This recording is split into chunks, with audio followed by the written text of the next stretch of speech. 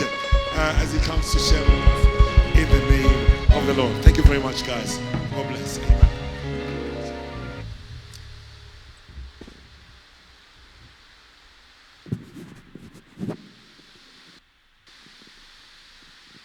Hallelujah. Hallelujah. How are you doing, guys, this afternoon? What a wonderful time that we've just spent in the presence of the Lord.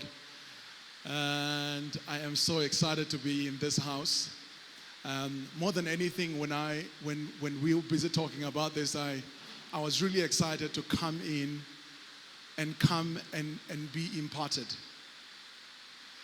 I love spaces when men gather in one room and they strengthen each other. We build each other in the way that no other person can be able to do. You can't expect your wife to build you. She doesn't know how. She's not wired like that. And therefore, when men gather in one room, just as we have done today, it is a wonderful thing. And I look forward to these kind of things because they rarely happen. You and I know how difficult it is for men to gather. That's why you see in the church, there's a few men here and there and there and there. It's very difficult for men to be gathered in one house. So when it actually happens, we call it a conference. And men come in and they leave whatever they do and they come and spend time with each other so that we can strengthen each other. Today, I thought to myself, as soon as I got a call to say, come in, let's have a conversation, the Lord placed certain things in my heart before I could hear what the theme of the conference is.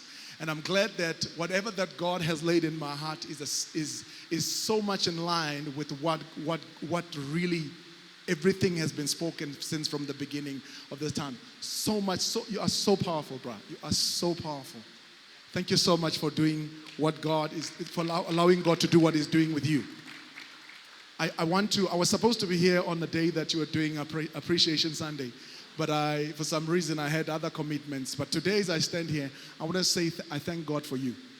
I thank God that you opened your heart and did a noble thing. So this thing that you're doing with the church is not easy at all. See, comfort is very easy. When it's raining, when it's hot, when it's doing this, when you don't have the support, you still wake up and come and do this and come and do what you got to do. And God is going to reward you for what you're doing. More than anything, I want to appreciate you for putting this thing together. When you heard what God said, when God said, let men come into the room and be strengthened, you don't know what you're doing.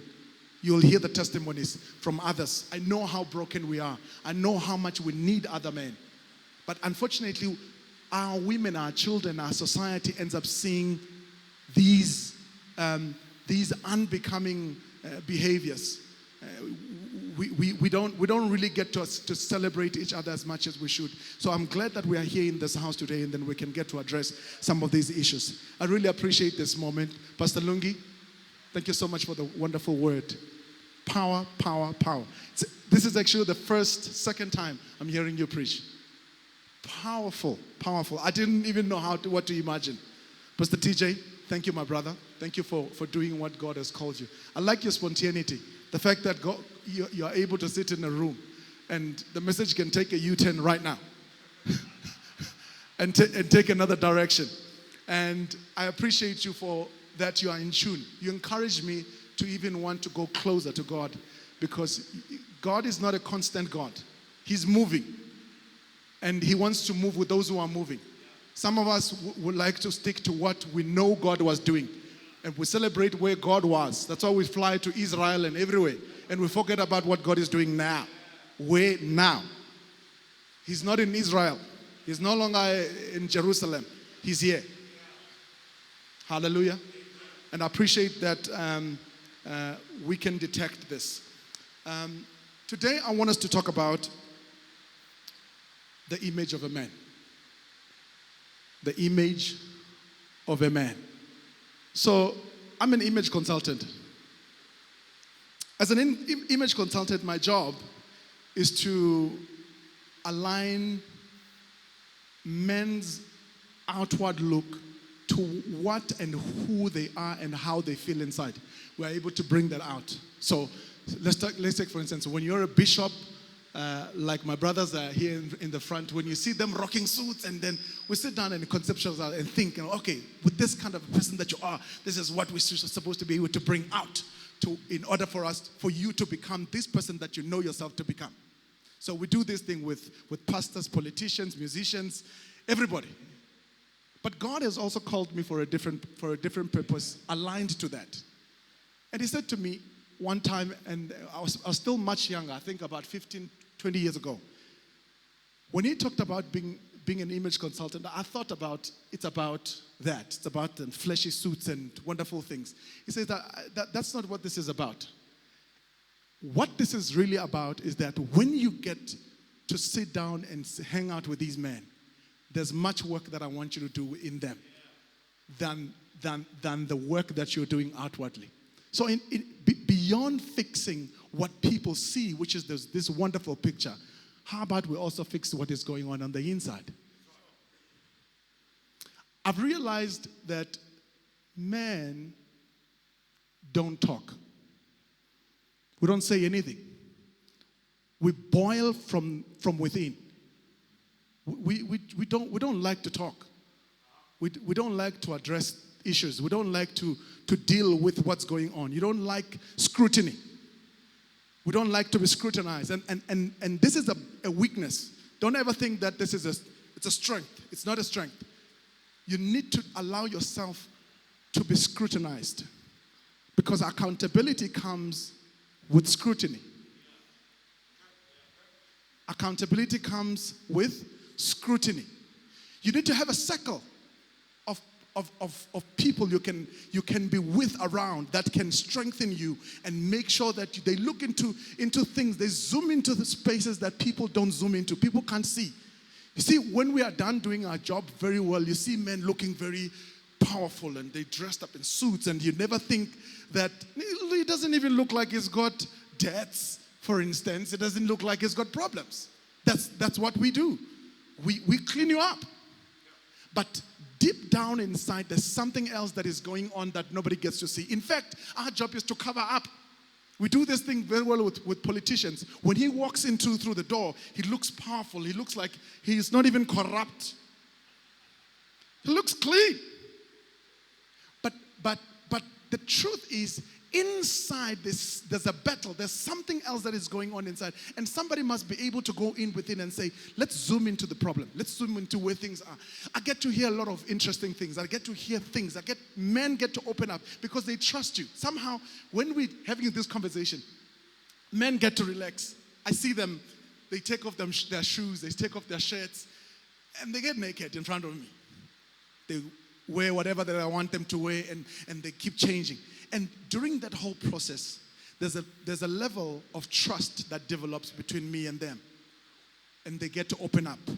And I get to ask questions. When I ask questions, he's no longer the politician. He's no longer the pastor. He's no longer this important figure that we see, but he's now a human being. And my prayer is that we can get to be like that with each other. Because, like he's saying, isolation. When you isolate yourself and say, let me go to the changing room, we think that you've got your story together. But it's only if you get to take off your clothes in a public space, in a space where we can get to see and say, okay, I see where your weakness is. I go as deep as going into people's wardrobes. So when I go into the house, I'll say, I hear you want a suit for a wedding, but can I have a look at your wardrobe? So I'll go into the closet and get to see. I wish we could go into each other's closets. I wish we could be accountable with each other that much as brothers and be able to say, let me see what's going on. Let me see what's going on inside. Because whatever that's going on inside, you may be a pastor, you may be so powerful when you're standing there, but you may be so broken by yourself when you're isolated. So I learn how to open up. I learn how to build these spaces, and I appreciate this moment. I know that from the beginning of time, when God created the heavens and the earth, he understood what men's role on earth should be. I'm not going to get into much of that because Pastor Obi has already touched on that lengthily so. But when I look at what God had in mind for man, God downloads his vision into the man. He says to the man, I want you to be this. In fact, I was so amazed when I was studying this and I realized that actually God is concerned about how things look. It's not just about the God who the Bible says His Spirit, and our mistake is that we think that God is only interested in what's going on inside. He is also concerned about what's going on the outside. And when I looked at that and I saw that, oh, okay, so God formed man in a particular way, and He said, I want him to be like me. Some people will call it a picture of God. I call it the image of God. It's the image of God. The question is, when I stand in a public place, when I stand in society, when I go to my family, what image do I portray?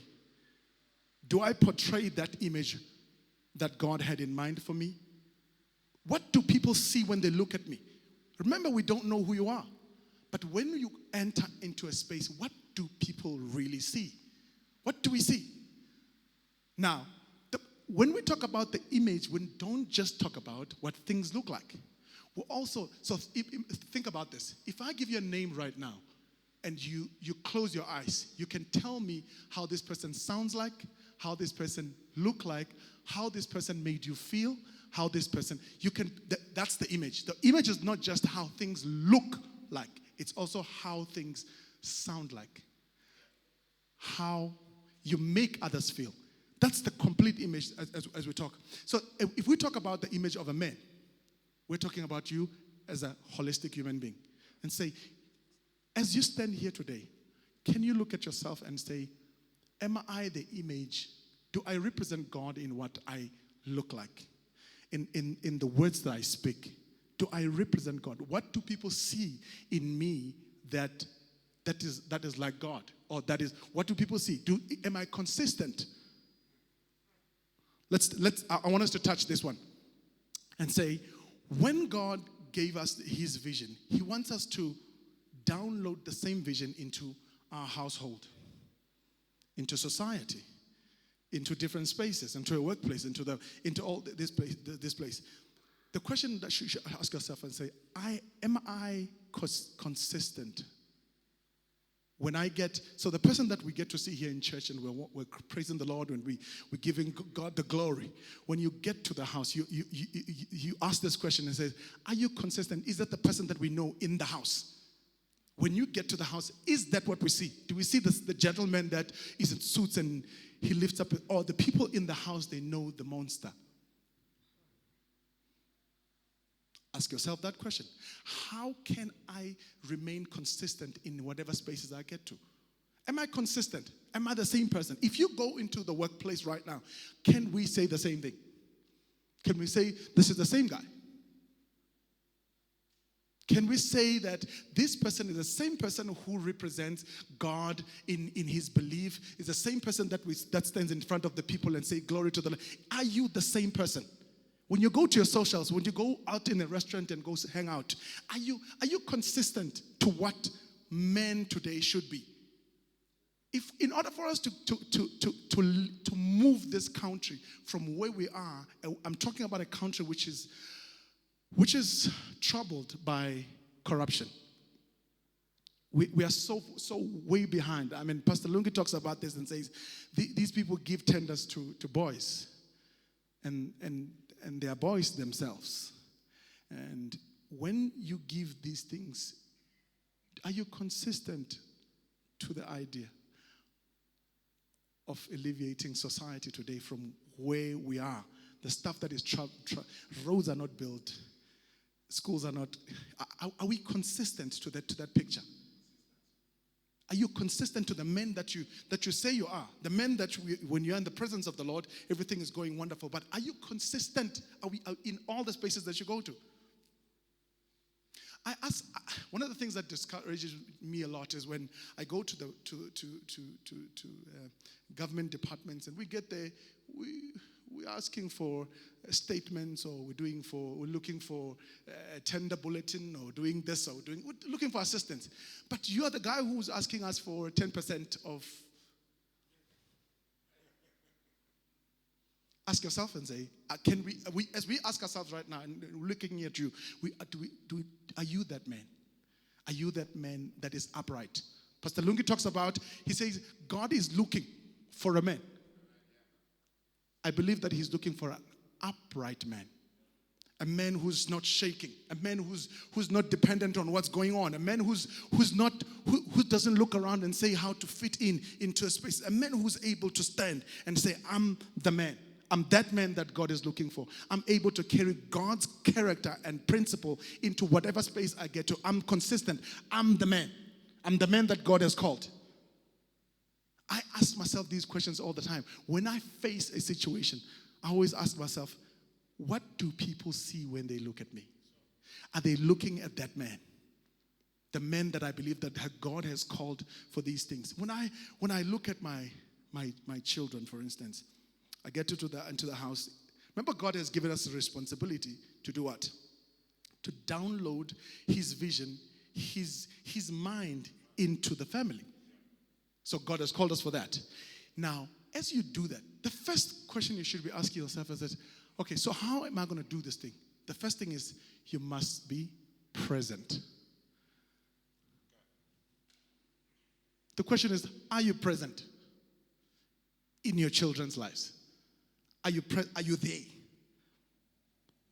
I'm not even talking about men who have a child there and another one there and another one there, and they've forgotten that they've got children and they continue to live their lives. I'm just talking about the responsibility that you have with your children. Let's just talk about the children. Are you there physically? When we get into your house right now, when we talk about homework, we talk about all these, can your children depend? Do they see the Father in you?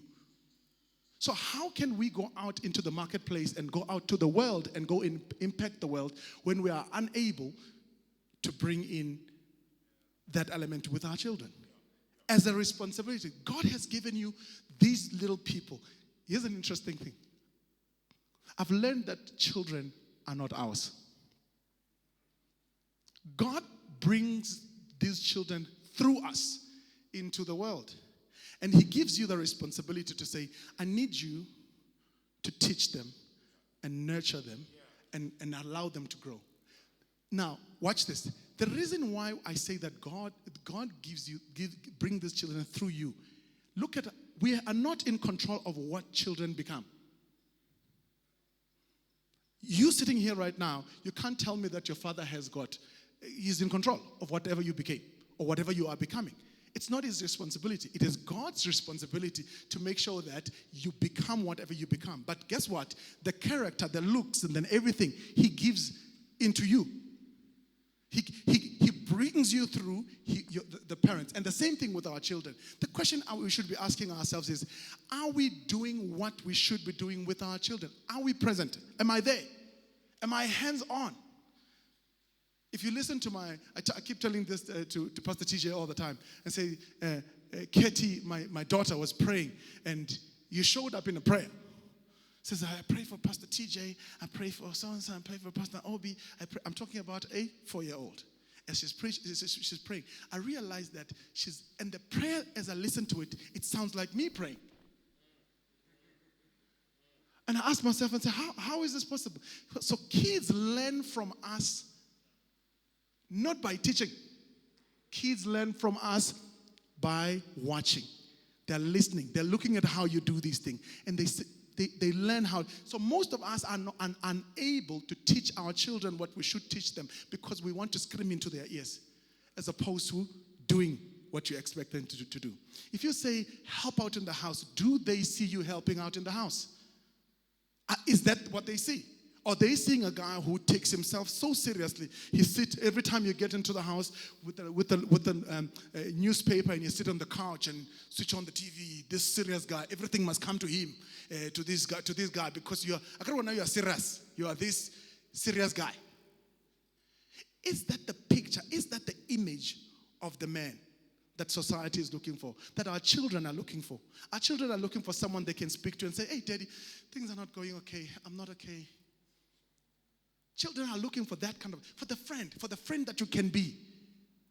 When we look at broken families today, ask yourselves a question and say, what is going on in that broken family? Why is that family so broken? It means somebody is not doing what they're supposed to do. When you see people so broken, when I look at men, grown men that are so messed up, I look into what happened to this person. What happened here? More than half the time, you always find that the father was not there. Or he was there present, but he was not hands-on. Most of you, if I ask you, does your father even know what your favorite color is? Oh, maybe that's too far. Do they even know your birthday? Do you think your father knows your birthday right now? My father doesn't. He remembers, okay, yeah, well, you know. Do you know your own child's birthday? This thing goes so bad. So the reason why we look at our families and our families are so broken into pieces is because there's something that happens in the family setting that affects how people end up becoming or how people end up functioning. I was listening to my wife telling me a story about what happened in a household with her father one day. She says they went shopping with her mother and her sister. When they came back from shopping, from buying groceries, they come into the house and they find that the gates are locked. They knock. The father locked the doors. They changed the keys. Everything is changed. Everything. So that was his way of saying, "Ansasalila, go find yourself another home. This thing is not working out." So the relationship between him and his wife was broken. Guess what? That relationship went on to the kids. So if you're kicking out the mother who's outside the yard with the children, what does it mean? It means that you're saying even the kids that you're with don't stay here anymore. So asambi. So how children end up becoming in a scenario like that, they end up becoming a mess. They spend the rest of their lives looking for that hug from a father. They spend the rest of their lives looking for comfort that can never be found anymore because the responsibility that was given to that man is nowhere to be found. Now, you see them looking for men. That's why you see a woman would go out and sleep with so many men. She's not looking for a physical thing. She's looking for a thing. There's a thing that was taken away from her that she's still longing. Remember, I listened to one lady was saying to me, the problem that we do, that we cause ourselves many other times is that even when we have realized that this child, there's something I didn't do with them. You think that when you are addressing them, now that you're grown up, you've got money now, you're trying to fix this, you want to dish money to this child. You think that you're addressing a grown-up. You're not. You're addressing the child that you left 20 years ago. So forget about this big person that you see who's got children, who's got a job, who's got a car, who's got all these things. You're now dealing with a little child that you left 30 years ago somewhere. When you are addressing them, hug them, make them feel loved because you're dealing with a child. You're no longer dealing with the person that you think you're dealing. So many of us are sitting here right now. Circumstances force us to be in different places. Many of us have got children elsewhere. The question you should be asking, what can I do to make sure that we do this thing right? Reach out to your child. Stretch yourself. Don't think of yourself so that every time you hear a person reminds people, it means he's not actually in Ntatwa Muntlung. So he has to constantly be reminding you because his actions are not of Ntatwa Muntlung. So I make a commitment to myself daily. Even when it's cold and it's tiring I make sure that I take my kids to school every single day. I can afford to get them into a transport and they take them and bring them. I made a commitment because in that drive when I'm taking them to school, a lot of conversations happen. In fact, I'm the first person who sees them. In the world, I'm the first person who sees them. And I want to be the first person who says to say to them, you must have a wonderful day. Come, let me pray for you. I give them a hug. I love you. They give me a kiss. Bye-bye, Daddy. We'll see you later. I want to do that because I'm not fixing the child. I'm fixing later. I'm fixing what could happen in the future. I'm fixing a child who's going to grow up and say, I want a man to hug me. I want a man to do these things for. I'm not fixing what I see now. I'm fixing the need that may arise later on. So if we don't fix what is going on, guess what? The picture of a man is not consistent. Now, I want you to look at this.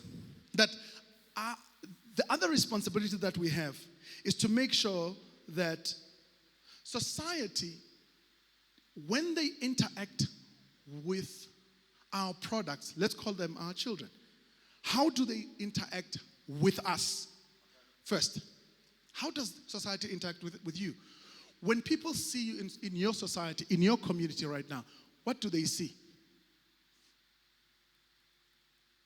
Some people have lost, they don't even take the time to design how you want people to see you.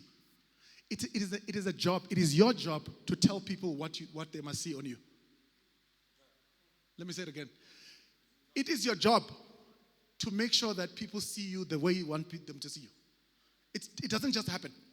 So it's just like if when I woke up this morning and said I want to look to dress like that, I changed this outfit a couple of times. I was wearing shorts. I'm like, nah. I was wearing this. I'm like, nah. I'm busy designing what I want you to see. So when you go into your society, do you know that it is your job? Do you know those people in community, in a society where you look at them and say, oh, those people that old man is so well organized. He looks decent. He looks dignified. Even when you address him, he made that look. He created the thing that you see. The question is, what are we doing today to make sure that the picture of you that we see is that which we want people to see? And remain consistent to it. So you need to bow down to the if you say I'm a pastor, you can't not be a pastor in your actions. If you say I'm a dignified gentleman, I'm a distinguished gentleman, when I get into the house, I open doors for people, I treat people with respect. You can't remain consistent to that everywhere else. You have to remain the same. Just like the picture of Jesus. All of us here have never met Jesus. But I can tell you that the picture that we have of Jesus is consistent. If I ask you who you see in Jesus, you will keep seeing the same person. We keep seeing the same person who is caring, who's loving. Even when you've never met him, you hear them talk about him. You picture him. The question is, if we talk about if we say your name in the public, is your name consistent? Is that what you want people to know about you? Many of us are too worried about doing big things, and we're not doing small things.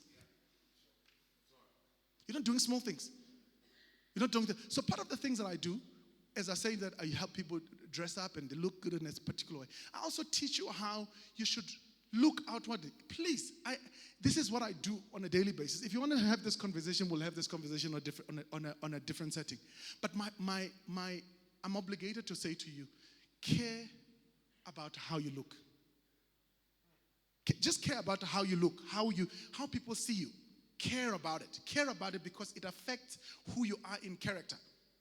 So when people see you, they don't know who this person. You could be the most wonderful person in your actions and everything. But the question is, when I look at you, are you consistent to that idea that you gave me? If you're not consistent to that idea, it's your job to make sure that we marry the two. So care for yourself. Cut your hair, look good, smell good. Those are basic things. Those are simple, basic things. By doing this, we're trying to create the picture that we're trying to we want the society to really see of you. That this is a responsible man. There's men that as they walk through the room, you just see a powerful man. You see a responsible man. You see a guy that you can depend on. You see a guy the guy didn't say anything. What is it about this person that makes you believe? There's something that this person did that makes you believe that he is responsible. He's caring. There's something about him that makes him. The question is, can we do the same? One of the reasons that I think that relationships fall apart when we go home to our partners and our wives is that we don't apply the same expectations that women have on us. So the expectation that we have on them, we don't apply them on ourselves.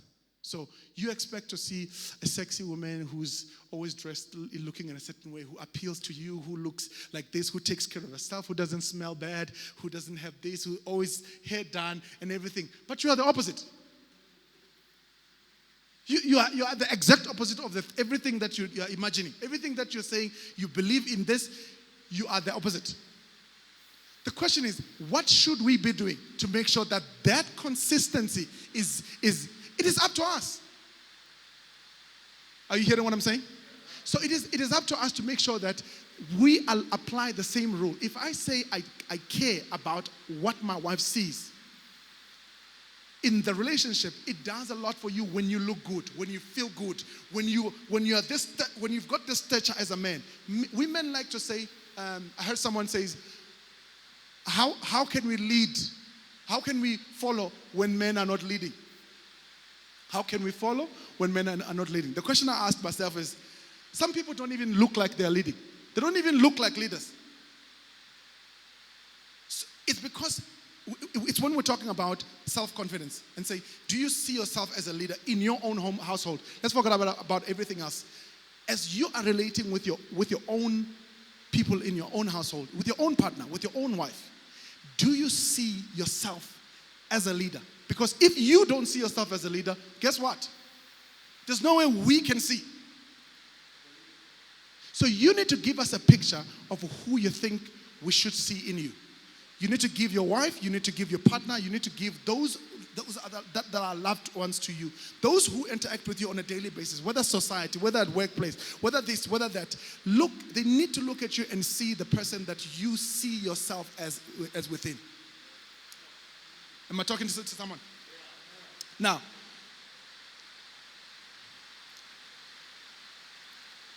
in my mind, I look at what God intended for me. And I try and imagine it the way He sees me. I believe that there's a way that people see me, there's a way that God sees me, and there's a way that I see myself. At the end of the day, my job is to make sure that that chain looks the same. So how God sees me, it must be the same way that I see myself, must be the same way that you see me. So there are certain things that you and I are responsible to do to make sure that the picture remains consistent. Hallelujah. Now, without wasting any more time, I want to share with you just a couple of points that I want us to do. Let me give you, for instance, I'm going to give you a name of a person. You don't even have to tell me what you think or I will just see from your reaction. If I mention a name, say Barack Obama, what comes to mind? It's an easy one, right? It's like you can see the picture or the image of the man. Even when we can't see Obama anyway, but you can see him. So when we talk about your image, we're talking about exactly that. To say, what do people picture of you when you are not in the room? What do we remember about you?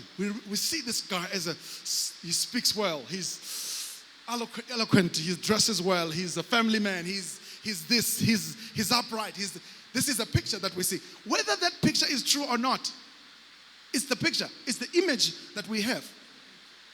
Are you with me? Let me give you another name. Jacob Zuma.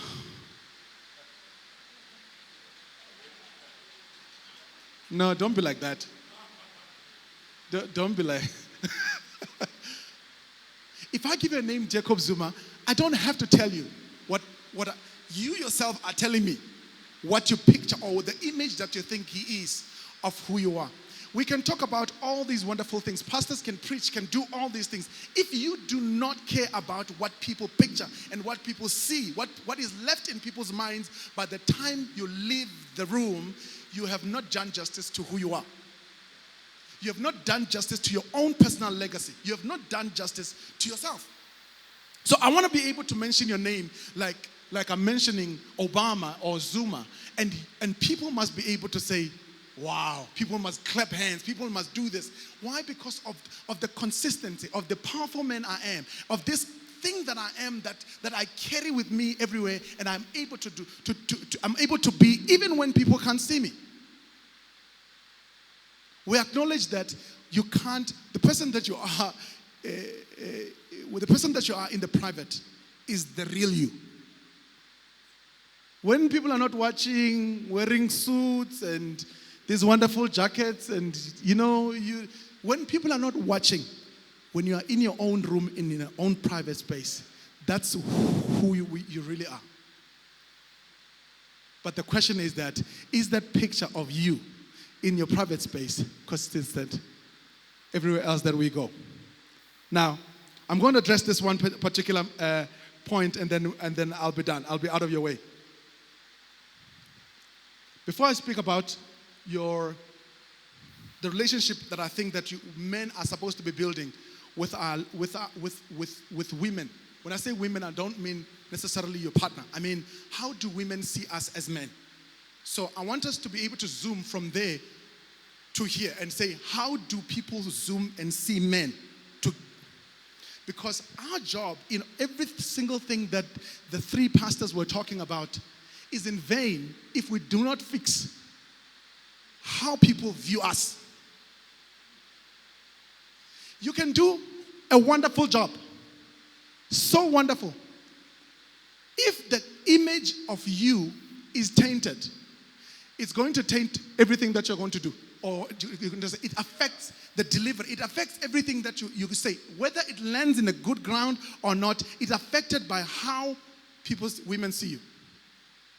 If you ask yourself and say, when women see you, do they see you as and I'm talking about women because I think that women form a really integral part of our lives. We can't run away from that. We've got daughters, we've got wives, we've got our mothers, we've got women everywhere. We've got women in the workplace. We can't eliminate them. We have to figure out, how do women view us? How do we interact with women in different spaces? If for instance, let's go into your workplace. When I look at you and how you relate with women in your workplace, do you treat women with respect, for instance? Guess what? If you don't treat women with respect, the challenge is that it distorts the picture of the man that women in general have of men, not of you. It starts with you, but that same distortion happens that's why you hear with them say, men are this, men are trash. It was a hashtag at some point. Why? Because one or two particular men went and did some trashy things. When we finish with that trashy thing, it's not just about you. It's about the rest of us. Now we fall into the basket. So it depends on this whole image depends on how you begin to do it. If you and I here in the room, we walk out of here and say, our job is to make sure that we treat women with love and respect. Guess what? The Viano situation does not happen. Oh, don't tell me you didn't see the Viano. Of course you saw the Viano. Of course you saw the Viano. The Viano situation doesn't happen. Why? Because how you treat women and how you want women to be able to look at you and picture in their minds about who Christian men, who men in the church is. We have to fix that. Apparently Christian men, these ones that wear rings, apparently I'm not in the basket because I don't wear a ring. There's a picture. There's people have a certain picture of a Christian man with a ring. Yeah. Apparently they are the most unfaithful people they can ever find. Apparently. Guess what? It is because someone did not care about the image of the man in a ring. guess what it does? It affects how the whole society now knows that your Christian brothers with rings are a whole mess. Why? Because somebody did not think that far. Now, if we talk about men and abuse, specifically men in the church, apparently we are the most abusers. Because we may not hit you, but we are going to abuse you in other ways. Apparently we are very demanding when it comes to the bed. We are very demanding. It doesn't matter how a person is feeling like or what's going on with them emotionally and everything. Apparently we don't care. Ask yourself a question and say, how do I relate with this special person that God has given to me? How do I relate with her? Because most of the time when we look at how you relate with this one, it's always informed by something that you have seen or something that you have been exposed to, whether your father and your mother. I'm reading a book, and Will Smith keep referring to his father as being the abuser, the one who would I'm not talking slap, the one who would punch the mother and she could bleed from the mouth, and that's the picture. Ask yourself and say, what kind of a man I am? Am I in my own family, with my own wife? This picture of you that we have of you, look at you. You look wonderful. You look nice. When you go into your own household, if we put your wife in this room right now and say, please tell us, what kind of a man are we dealing with here? The picture that she's going to paint may be the exact opposite of what we see. Guess what? Then the picture of a man is distorted. So when you and I relate with our people out there, when we relate with the world, we must keep in mind the picture and the image that God has of us. Because you can't say that I am a child of God. I am this upright man. I am this wonderful man, but you're not consistent to everything else. So my plea with you today is that if you are going to do anything, at all, I want you to mind how we relate with the world. How the world sees us, how the world pictures us, how our children sees you. My children, when they look at you, they must be able to see me in you. Not an abuser, not someone who's going to slap them around. They must be able to see. Women must be able to do the same. Your younger brother must be able to see the same. So your younger brothers can't see me as an angel and they see you as a... Our mothers in society can't look at you differently from how they look at me. And it's up to you and I to fix the image of a man. My plea with you today is that as we walk out of this house, let's walk out and think about how God sees us, how society sees us, how we see ourselves, how our wives see us. Is this picture that we're talking about in all different spaces consistent in every way? Jesus is consistent in every way. Many of us know Jesus as a healer. If you don't, you will know him as a protector. They will know him as a fighter. They will know him. But we're talking about the same Jesus. The question is, if we talk about you, do we talk about all these wonderful things about you? And I want to say to us today, I want us to walk out of here and say, Lord, help me to become a better man. Help me to be accountable to my brothers. The last point I want to say to you, there's a circle that we have created with my brothers here. And I wish that you could be accountable and tell yourself that, let me create a circle of people that tell me the truth. People that I can depend on. People that I can say to them, guys, I'm not okay. I'm not fine. Hold on. It's okay for you to not be okay. It's okay. But most of us don't like not being okay. We don't like the picture of not being okay. And that's why we never get fixed. Why? Because we don't want to admit that we're not okay. So I want to say, when you sit down with yourself, when you walk out of this house, say to God, I want you to make me a better man. I want you to help me to become a better man. I want to better myself. Because when I become better, it's not just for me. It's for the next generation that is following. It's for my family. It's for the whole entire society. If I don't fix me, I'm taking a broken guy into a relationship. I'm taking a young boy who does not know what he's doing into a serious, long-term marriage. That's what you're doing. In the workplace, bakhala ngawe. Why? Because you are broken. You can't admit. When you're not okay, create a circle. Go see someone. Speak to someone. Tell someone your issues and tell them, guys, I'm not okay. I remember I do this thing with TJ all the time.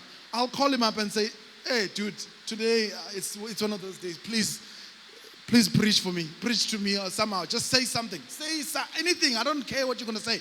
Just say something. I'm horrible. At that time, maybe bills are not paid. Maybe I'm feeling discouraged. And because he's a man of God, he just knows what to say.